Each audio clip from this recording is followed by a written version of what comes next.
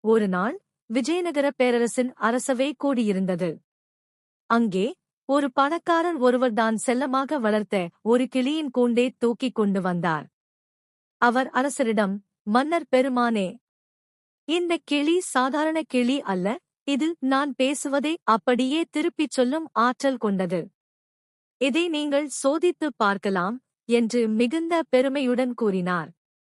அரசர் கிருஷ்ணதேவராயர் உட்பட அனைவரும் ஆச்சரியத்துடன் அந்த கிளியை பார்த்தனர்.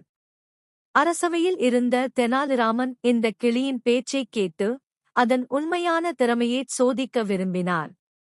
அவர் அந்த பணக்காரரை பார்த்து, ஓ, அவ்வளவு அதிசயமான கிளியா? சரி, இந்த கிளியின் பேச்சை நான் ஒரு நிமிடம் நிறுத்திவிட முடியுமா என்று பார்க்கிறேன்.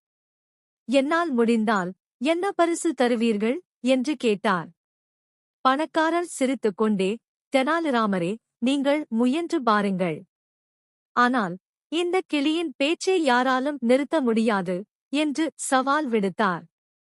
தெனாலிராமன் கிளியின் கூண்டை பணக்காரரிடமிருந்து வாங்கி அங்கிருந்து சற்று மறைவான இடத்திற்கு கொண்டு சென்றார். பிறகு அவர் ஒரு திட்டத்துடன் கிளியின் கூண்டின் அருகே மெதுவாக, யாரும் எதிர்பாராத வகையில் ஒரு பெரிய பூனையை கொண்டு வந்து நிறுத்தினார்.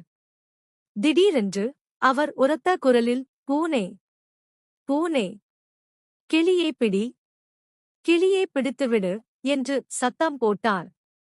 கிளியோ கூண்டின் அருகே பூனையைக் கண்டதும், தெனாலிராமனின் சத்தம் கேட்டதும் அதிர்ச்சியடைந்தது மற்றும் அதிகமாக பயந்து போனது. அதை கீச் கீஸ் என்று பயத்தில் அலறியது. அந்த பயம் அதன் மனதில் ஆழமாக பதிந்துவிட்டது. அதற்குப் பிறகு அந்த கிளியை மீண்டும் அரசவைக்கு கொண்டு வந்தனர். பணக்காரர் எவ்வளவுதான் செல்லமாகக் கூப்பிட்டும், தெனாலிராமன் என்னென்ன பேசச் சொல்லிக் கேட்டும், பூனைக்கு பயந்துவிட்ட கிளியால் அதன் பிறகு ஒரேயொரு வார்த்தை கூட பேசவே முடியவில்லை. அது நிரந்தரமாக மௌனமாகிவிட்டது. பணக்காரர் தலைகுனிந்து நின்றார். அனைவரும் தெனாலிராமனின் புத்திசாலித்தனத்தை பாராட்டினர்.